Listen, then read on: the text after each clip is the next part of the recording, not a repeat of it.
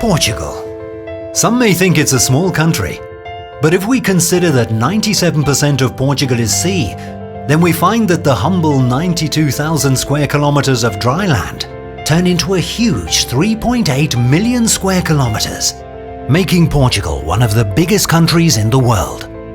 Since 2013, a young man has been crossing these great waters to show the world what the Portuguese are made of and how much sea they still have to explore. His name is Francisco Lufinha, and he is an extreme kite surfer.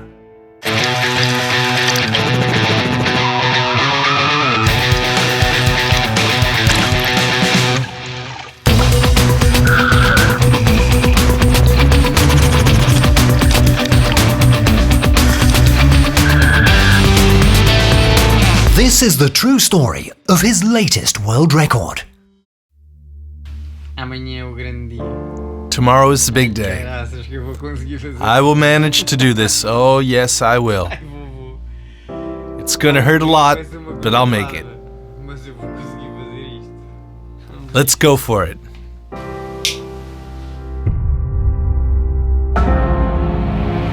In 2015, Francisco and his teammates embarked on a journey to kitesurf non-stop from Lisbon, the Portuguese capital, to Mexico on the beautiful island of Madeira. Francisco Lufinha, the kitesurf man, the world record holder for the longest kitesurf journey, is going to try a new record. That can last between 36 and 48 hours non-stop. The athlete is standing by since Saturday, waiting for strong north winds, averaging 40 kilometers per hour, to start this greater adventure of connecting the Portuguese capital to Mexico in Madeira. On a kitesurf board. We're ready at the beach. Just waiting for the helicopter to arrive, and then we start. Francisco is on the water, guys. The clock is ticking from now on.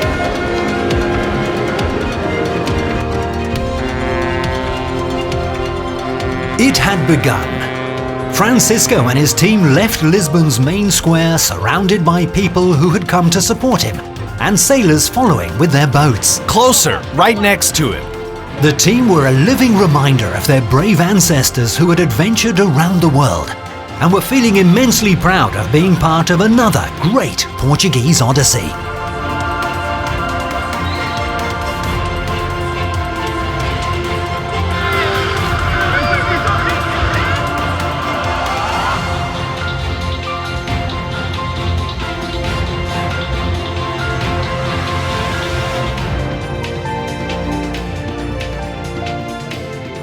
After 1 year of preparation, Francisco was there, heading down the river, inspired by other kitesurfers and followed by his fearless team. About to face 1,000 kilometers in the powerful Atlantic Ocean, this was the moment he had trained for. Let's jump back in time.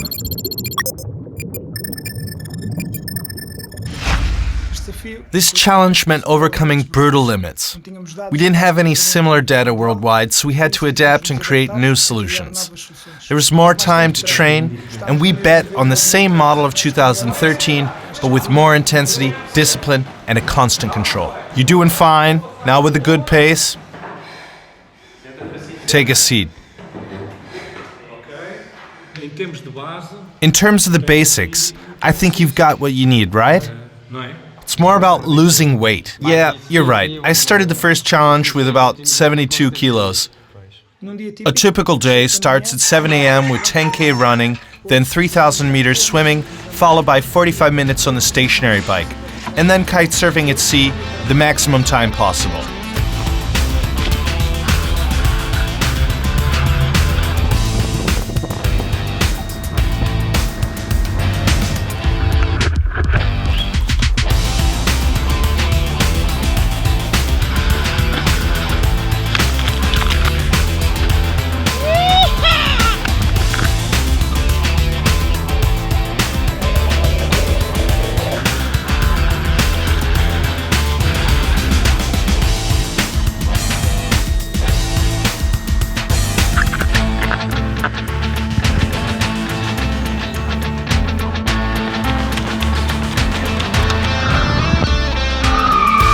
There's absolutely no wind.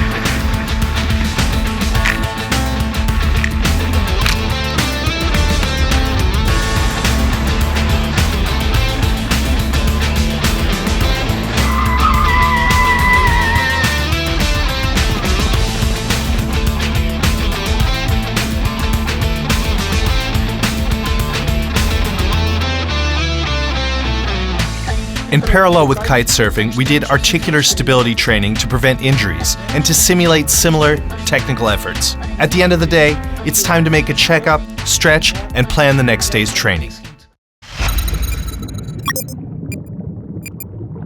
And now back to the challenge.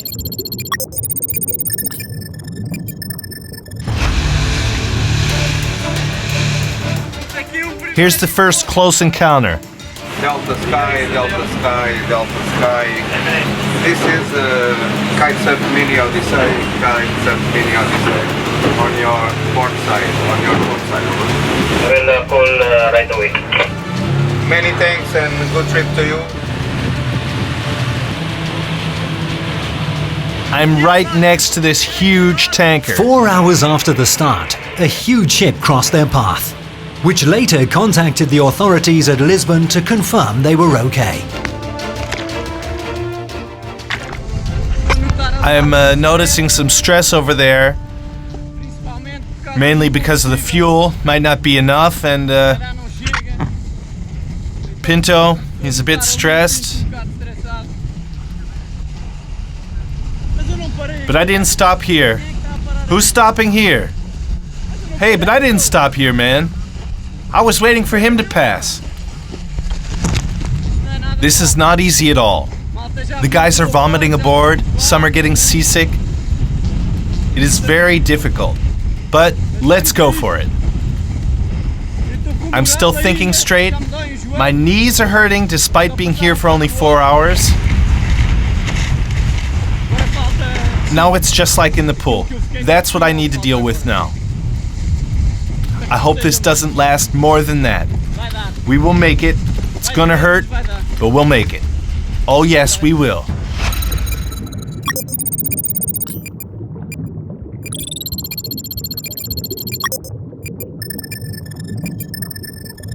To test his reaction to the food, physiological needs and equipment, in 2013 Francisco did a 24-hour challenge on top of a board floating in a swimming pool.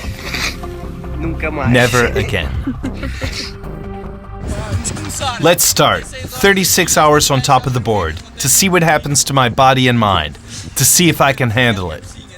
Let's do this. Let's go. Despite swearing never to do that again, on March the 20th, 2015 at the Awareness Oceanic Pool, Francisco stood on top of a board from 9 a.m. on one day until 9 p.m. the following day. But this time, he turned it into a public event with more distractions to increase his motivation to hang on. This was a necessary test to decide whether to continue or not with the low-carb, high-fat diet, to test his body reactions to standing 36 hours on a board, and to find out any problems that could arise with the new equipment. I've already fallen asleep standing on the board about 5 times. Each took about 1 second. Only 1.5 hours left. Better than 36. 4, 3, 2, 1!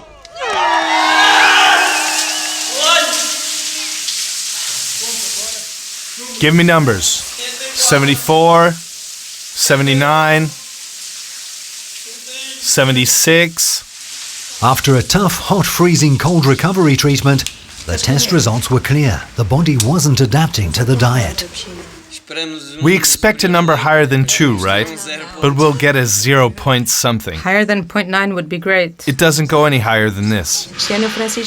This year, Francisco wanted to try a low-carb, high-fat diet, a fat-based nutrition avoiding the carbohydrates.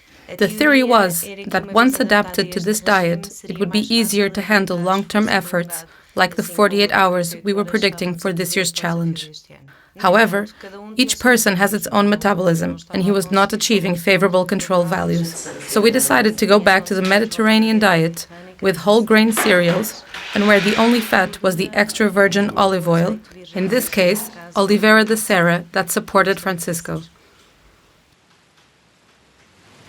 72.4. You lost half a kilo. Well, we're here. Time to take some blood tests. Here at Germano de Souza, we are making our monthly control for Barbara. Because of the new diet and just to check on how I'm doing. We've got to control all the variables right up until the challenge and even after. All good? All good. We're at the Faculty of Human Kinetics about to perform a DEX exam to check the bone density, the body mass, fat, and all of that before the challenge, just to see where I'm standing. 10.6. 10.6 body fat. This one is for Barbara, my nutritionist. We made it.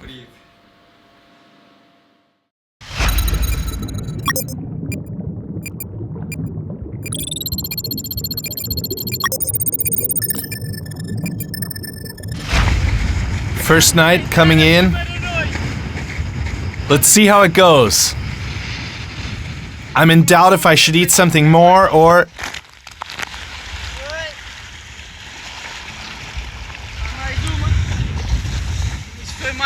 This was another of the many crashes that happened throughout the challenge. There are some more aggressive ones where the kite falls into the water, but it was not the case this time. This challenge was also extremely demanding for the team on the support boat. It's a small space for 5 people to be and sleep whenever possible. The waves rock the boat all the time, and it's very easy to get extremely tired and seasick throughout the entire journey.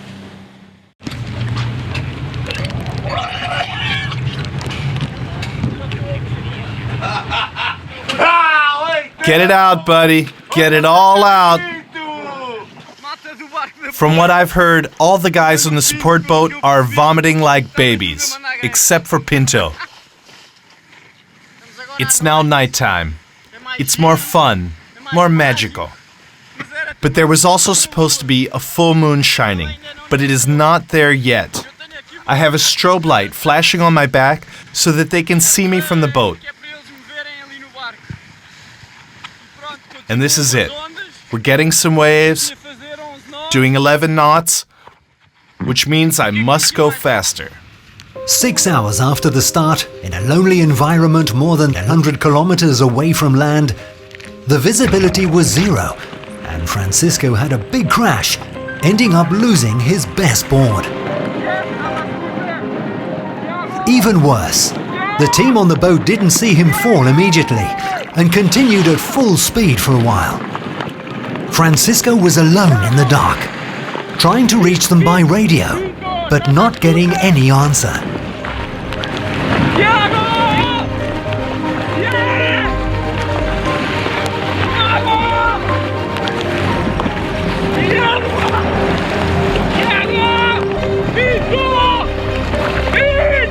He knew he was in danger and had to do something fast, or it could be fatal. It was then that he quickly decided to use one of the very lights from his backpack and pray for the team to see it.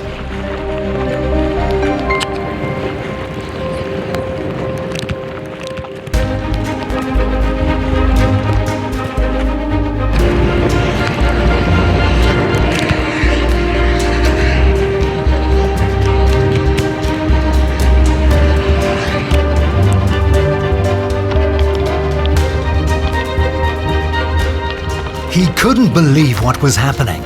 For the first time in 32 years at sea, his life was in danger.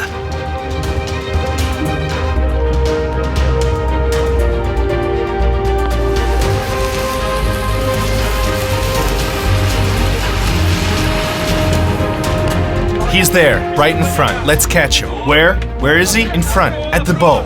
Right at the bow. Okay, here he is at port side. Where were you? I need another board. He lost the board. I had a big crash, and I couldn't find the board. You were without lights. We couldn't see you. Here, take this one with the lights. Guys, we must go closer, okay? Okay, and now you have lights on the back of your board. A lot more closer now. Yes, now we go right next to each other. Okay, let's go. Is everything okay? Yes.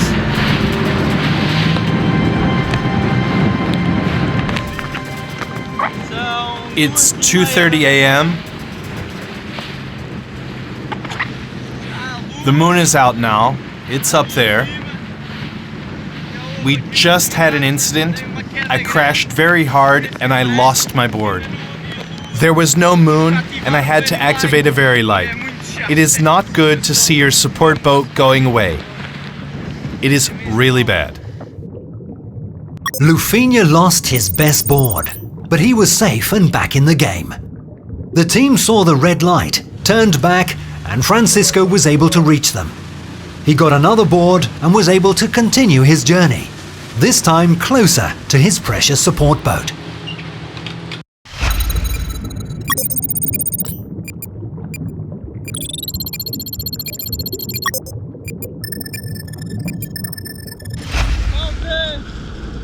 One month and 2 weeks before the challenge, and it's a classic.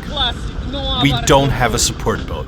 Finding a good support boat is always the most difficult task. Speed, autonomy, availability, clearance, and cost are the main obstacles. Damn, another flop. It's gonna be okay. Damn, I just spoke with them, and after all, there's no support boat. We must have faith. It's a fact. There's no support boat. This kills my motivation. There's wind, I'm ready, the team is ready, and the boat, which was planned since the beginning, suddenly fails, putting everything at risk.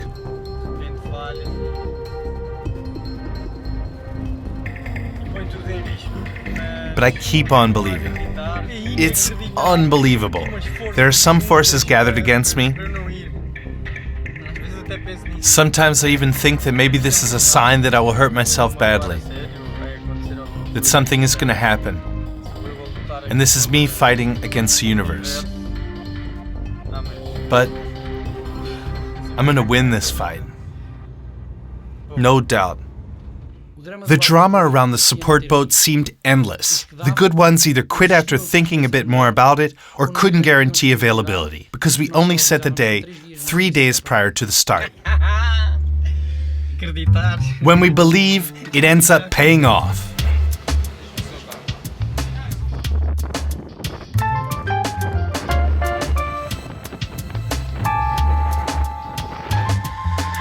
We've got a deal. After 4 intense and stressful months searching and testing up to 13 boats, they finally found a boat that suited most of their needs. There was still a lot of work to do to prepare the boat, but a big smile was back on their faces. We're making a full check on both engines, changing the propellers and other parts of the engine. We also set up that big antenna provided by Navarino, my Greek satellite comms partner, which allows us to communicate from the ocean to the people back on land. This boat is special. It's a catamaran with 2 holes and air in the middle. That makes it more hydrodynamic, allowing it to follow me more closely. We have a boat. I'm happy about that. I can hear the tools already. We're setting everything up, and that gives me a great sense of motivation.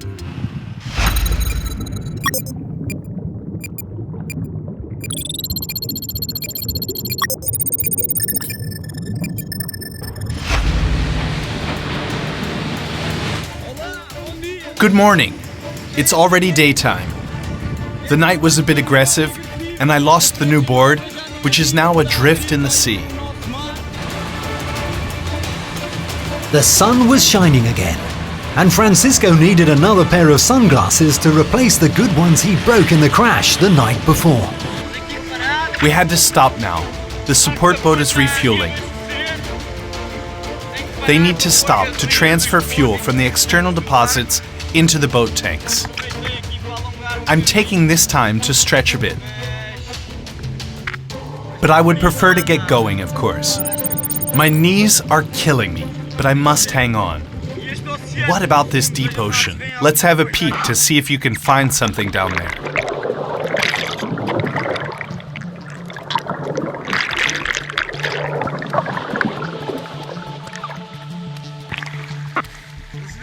It's all blue. Scary, eh?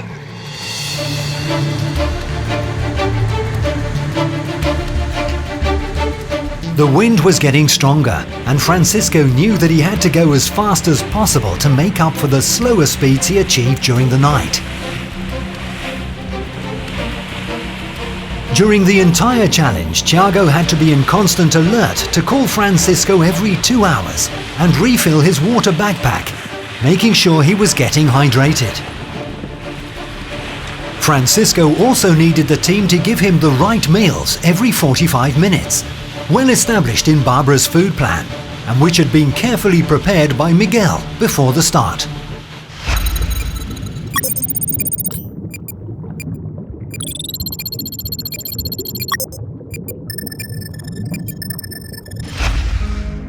Today is the 18th of June at 2 p.m. Miguel is arriving.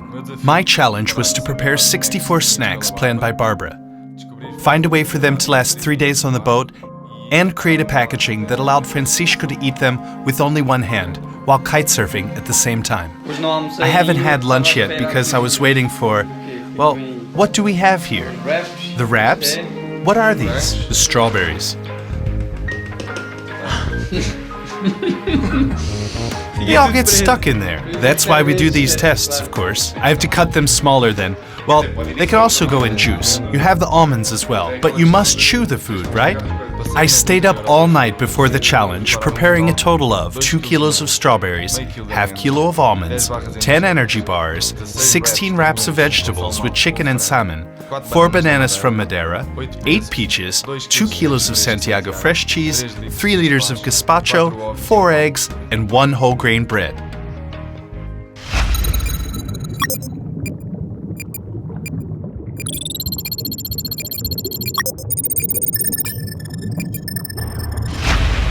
Miguel's preparations in Lisbon proved to work well and allowed Francisco to eat all the different meals without any problems.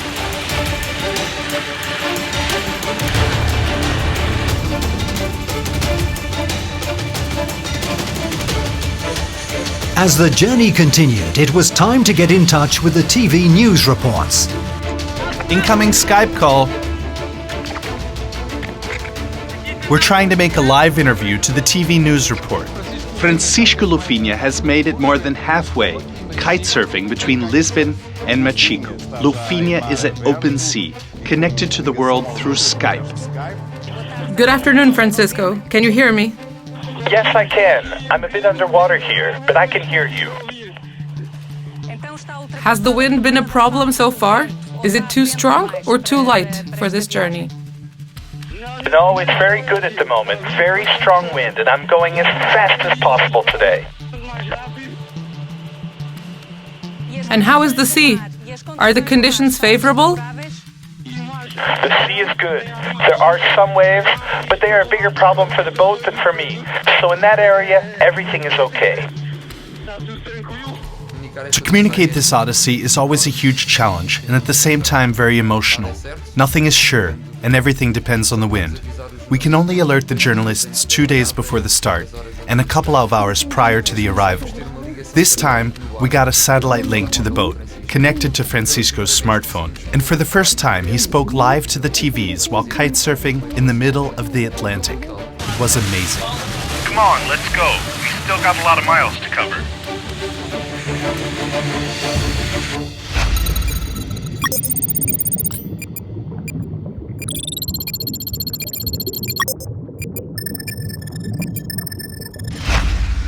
This is an example of a forecast sent by the Hydrographic Office.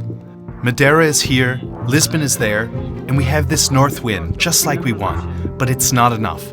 This is the forecast for today, Friday, that grows stronger, but it is only 15 knots of wind, which is 1 full stroke and a half.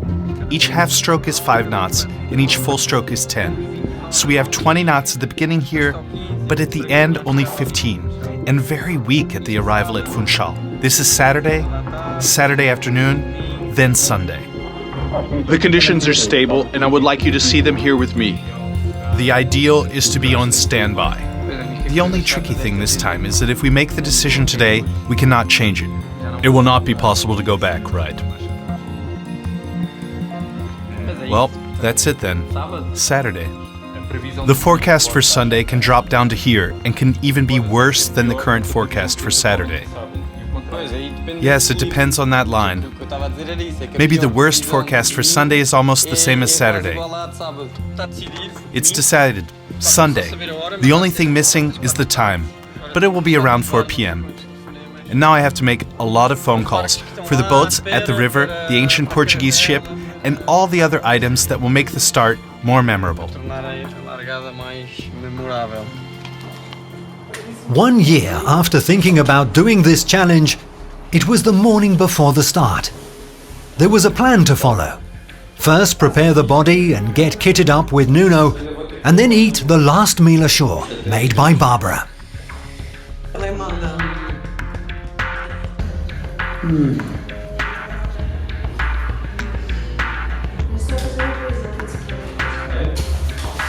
Francisco was then ready to go down to the river in the hope of getting the predicted wind, crucial for this unique start, kitesurfing from the Tagus River. Here we are, near the bridge at the Tagus River, and there is no wind. At 3 p.m, there wasn't enough wind at the river, and the team was concerned. But they still had 1 hour left for the predicted wind to pick up. Just another little bit of stress before the start, right?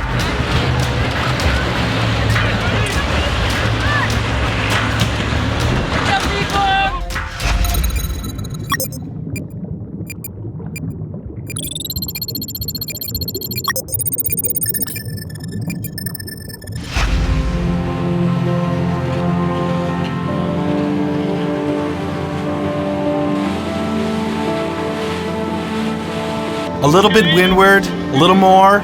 The team couldn't be happier. They reached their goal. Let's go, kid. Come on, champ.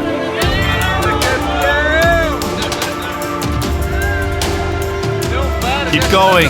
I can smell Madeira already. Francisco beat the world record for the longest non-stop kitesurfing journey, after covering more than 564 kilometers during 26 hours 30 minutes on top of a board.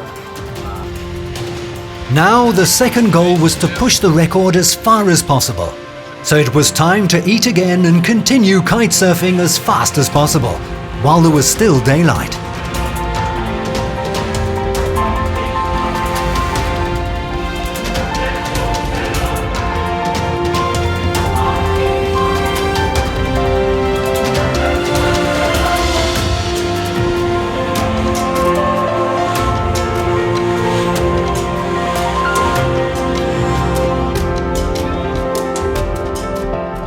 Before sunset, the team made sure that Francisco had good lights on his board to avoid repeating what happened the night before, when he lost his favorite oceanic board.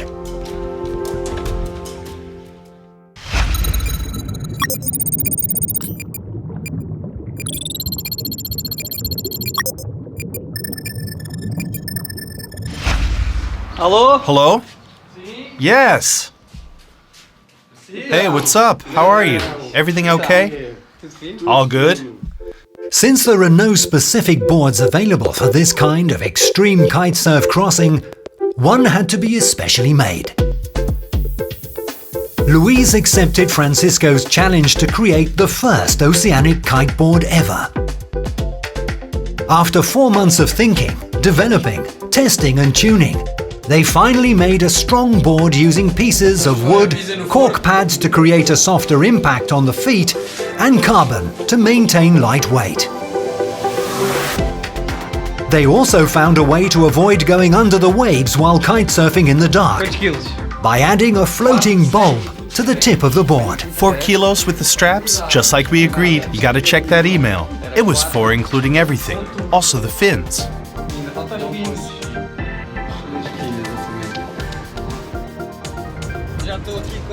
I have 3 babies here. 3 boards just in case.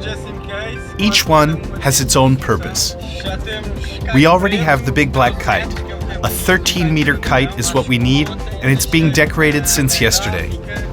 I'm picking it up now, as it should be ready.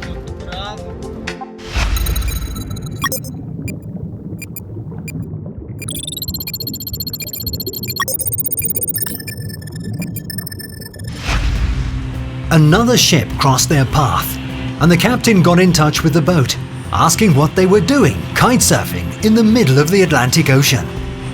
He was amazed and wished them the best of luck on their journey. The sun was going down and the team was about to face another tough night.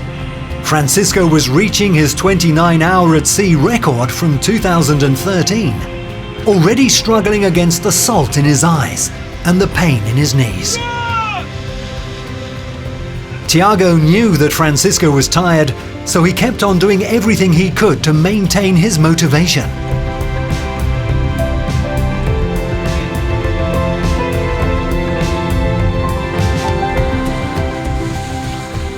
Thanks.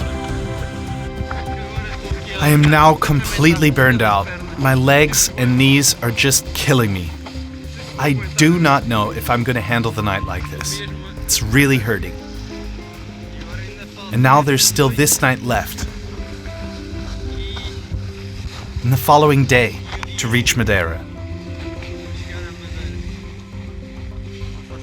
I have no idea of how this will turn out. And I cannot remember suffering like this for some time now. It's just too much pain, too much impact. But we're gonna make it. We will make it. Lack of sleep can be very dangerous, and after 30 hours kitesurfing, Francisco's mind started to play tricks on him. At the end of the second day, while the sun was going down, the light got a bit brown, and when I was looking forward, I started to see lots of those wide algae, brown and long, and I thought, what the heck is this? It just can't be. Then I put my hand on the water and I understood that it was all in my imagination. At the same time, I looked back, checking on the support boat, and I started to see some sort of eyes popping out from the white caps, showing up here and there. I got a bit frightened, I must admit, but instead of checking if it was real, I just didn't think about it, and I continued forward. We're trying to keep up with Francisco, but there's no moonlight, no references, and while the moon doesn't come out, we just can't see a thing. Nothing. We only see his strobe. It's our only light. My greatest fear is that he falls into the water unconscious and we can't find him. Whoa, whoa, whoa, whoa, he fell right next to us, about 3 meters ahead. We have overcome several obstacles and we have always been at the limit since the first challenge, but this was the most risky. We sailed too many hours at night without moonlight or visibility. We had to go very close to him without losing sight and keeping constant contact so that he wouldn't feel alone. He's moving again. We're stressed because the lights go underwater when he falls and we must go right behind him at this point. After 3 hours of complete darkness, the moon finally came out. But for Francisco, a lot more came along with the light. When the moon was finally out on the second night, I looked back and started to see a huge cliff reflecting the moon. It also looked like I was on a race, something completely out of the ordinary. Another one. And there were some friends of mine, kitesurfing, some boats, buoys to go around. I was completely lost in there. At the same time, I was falling asleep and waking up, while Pinto was calling me at the radio, saying to get back, because I was heading in the wrong direction. It was tough, really tough, to handle those hours in such conditions. In between his imaginary world and the real challenge, Francisco was starting to fall asleep when an incredible accident happened. He went straight under his support boat.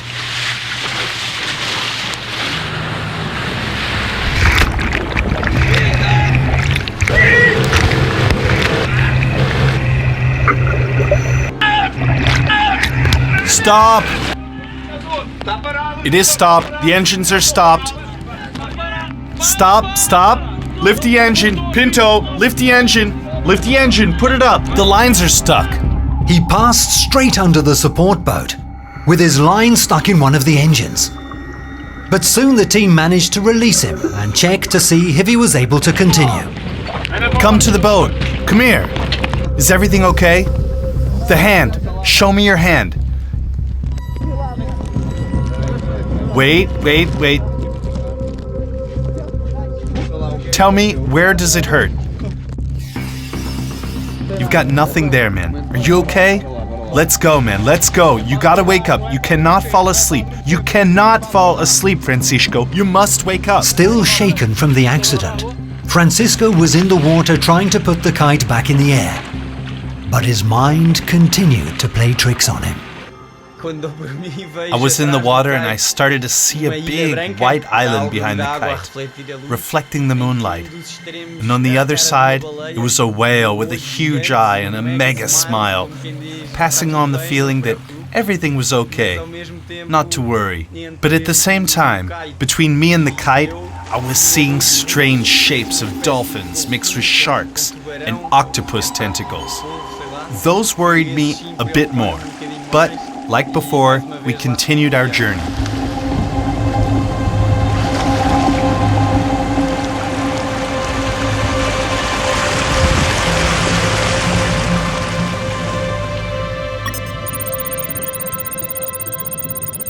Passing under the boat ended up being a positive thing because Francisco got fully awake for the rest of the night.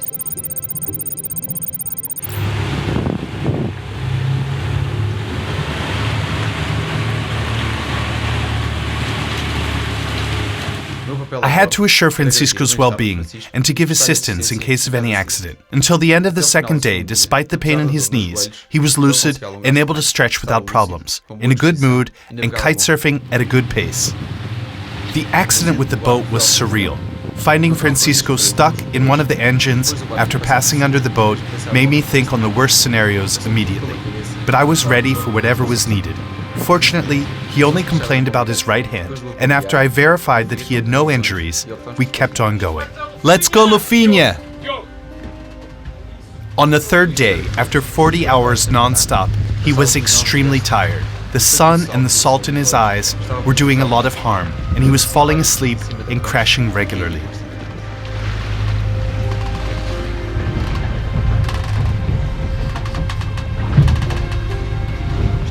We were completely burnt out. The boat was great, but there was tension. Too many hours without rest, and always thinking that on land, there were people depending on us. Francisco was giving his all with the kite, and I had to photograph, process, and upload the images through the satellite link. Let's see if he can cheer up. If only he could sight land, just to get some motivation. It's gonna take a while before sighting land. We still have 80 miles left. 70, actually. Let's manage this step by step, okay? But you don't have enough wind now? Yes, I know. Let's try and hang on till Porto Santo. Then we decide. How can I help you? Arms up. Come on. Francisco, those arms down will put the kite back in the water. Arms up and straighten your back. Come on. Let's move. Open your eyes. There's not much left to cover. I know that it's really tough. I just want to help you. After the 44 hours, for me, it was when it all started to get worse. The wind was getting lighter and blowing too much from behind, which made it more difficult for Francisco to kitesurf. We were all there trying to motivate him, but he was already fighting so hard just to stand on top of the board, and also making comments about things that didn't exist. Suddenly, he slipped. The kite fell into the water, the lines got tangled, and we had to bring the kite to the boat, clear the lines, and relaunch, which is not easy to do in such a small boat in the middle of the ocean. This was a big obstacle for him, but we continued hoping to sight land in the horizon. How many miles have we done so far? 360. No, 464. 364. No, 464. 464. Ah, I'm all screwed up as well. And then he asked me if Madeira wasn't in that direction, if we were going in the right way.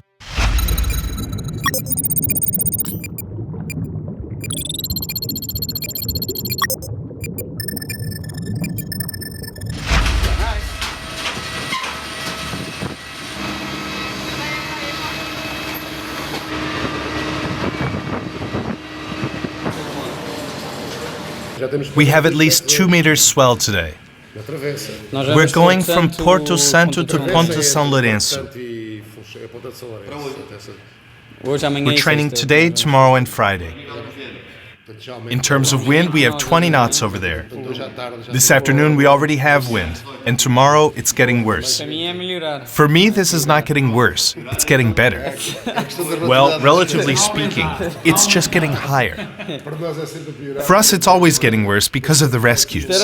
This was perfect to come from Lisbon if it had kept up for 2 or 3 days. My role was to take care of the digital marketing. While the team was at sea, I had to gather the maximum information possible to share in all our social networks. Francisco decided to take me on the training at Madeira so that I could understand the difficulties that they had while capturing images and communicating with us. It was an extraordinary experience. I got an idea of the speed that they reach, the amount of water that gets in the boat, and above all, the effort that the team has to do in order to keep up with Francisco.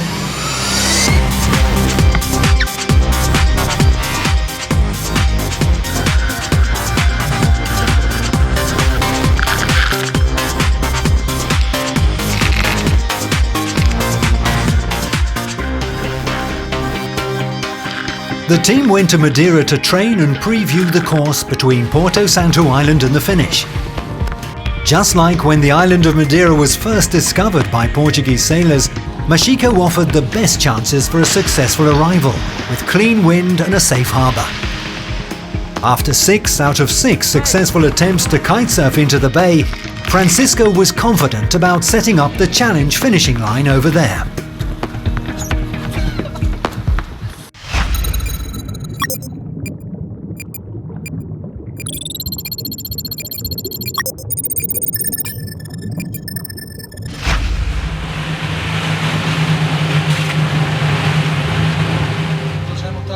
He is not so good now. I made a small check, asking for the name of his parents, sisters, his address, who is here in the boat, and he's still responding. But we will have to maintain these basic questions, and when they start to fail, we have to call it a day. The longest hallucination was on my 3rd day. Since the sunrise until the end, I imagined myself in the Tagus River, with the bridge always looming over me. A deep blue sea, the river edge very white, with some futuristic buildings, and far away I could see the mountains of Porto Santo, which made me keep on going and going. No, no, no. Put that kite in the air. Focus. That's it. Easy, easy. 874 kilometers for 48 hours non-stop. This is the new world record that Francisco has set. 310 kilometers more than the previous record, and a hell of a story to be proud of.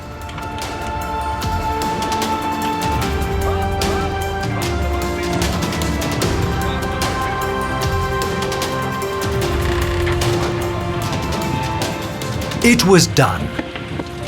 Completely burnt out, Francisco was pulled into the boat, where Tiago and Diogo gave him a quick freshwater bath before arriving in Madeira.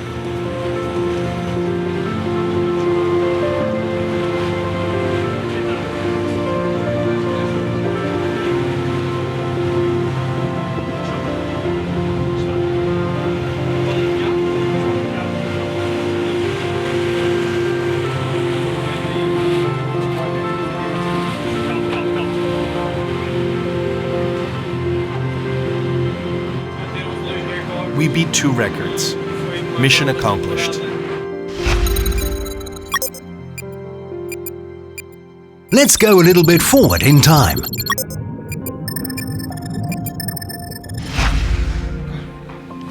This is without a doubt the worst part. Do you need more light? As if the suffering at sea wasn't enough, then we arrive. It's a great joy, and I get to be beat up again by this guy, Nuno Gameiro, my physiotherapist, that is going to give me a contrast bath, which is the thing that I hate most. Freezing water, hot water, then freezing again, and hot, in order to recover faster. Afterwards, I lie down on the table where I can finally fall asleep while he treats me.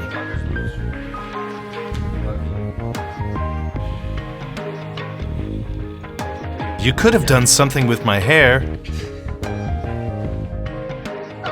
Oh, let me have it. Finally, you found my Holmes Place card.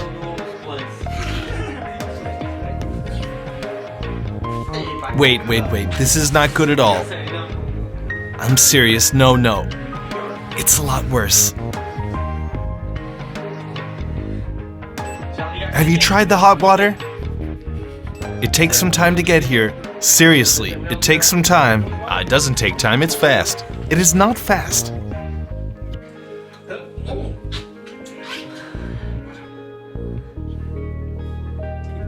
What do you want me to do? I want you to sit.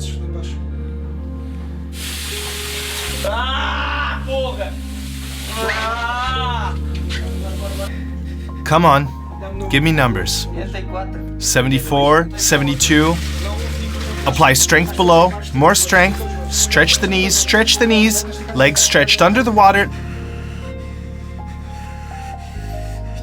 84, 78, 70. Right after the challenge, Nuno gave Francisco a freezing hot bath to allow for a faster recovery.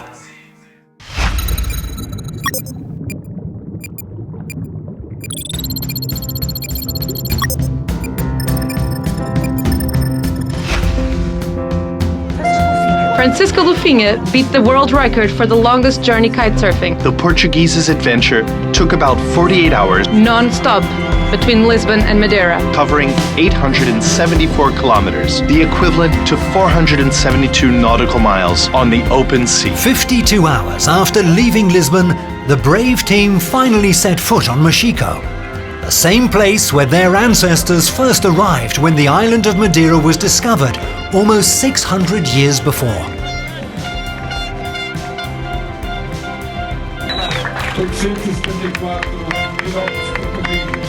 Nothing beats a big and truly warm reception like the locals provided at Mexico. The whole team was more than happy with another successful Kitesurf Odyssey. There will be more challenges. I don't know if more records or not, it depends. I reached my limits at this moment.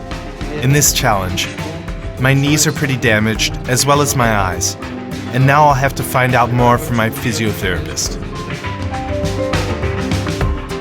One more part of the Portuguese map was covered, and the team went back to Lisbon with another powerful story to share and inspire everyone to go further and fight for their goals.